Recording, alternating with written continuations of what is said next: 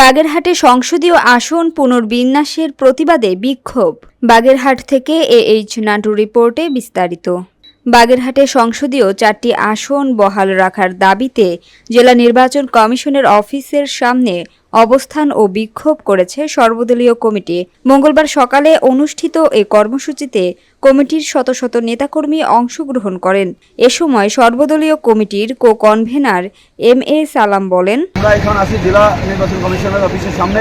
আমরা এখানে একটা পর্যন্ত থাকবো আমাদের দাবি আদায়ের জন্য। কালকেও আমাদের এই আন্দোলন থাকবে এবং পরবর্তীতে আমরা আমাদের সর্বদলীয় সম্মিলিত কমিটি বসে আলোচনা করে আমরা পরবর্তী কর্মসূচির ঘোষণা দিব।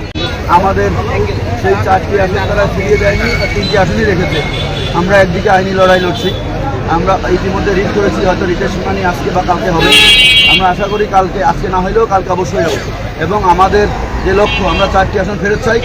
ইনশাল্লাহ আমরা আইনের মাধ্যমে ফেরত আমরা চাই। তবে যেটি বলছেন, আমরা 30 তারিখ থেকে বিক্ষোভ মিছিল, হরতাল, আপনার অবরোধ আমরা কন্টিনিউ করে যাচ্ছি এবং এটা কিন্তু আমরা সর্বদলীয় সম্মিলিত কমিটি আমরা আন্দোলনের ঘোষণা দিচ্ছি এবং এটি আমাদের পালন করছে আমাদের বাগেরহাট জেলার সর্বস্তরের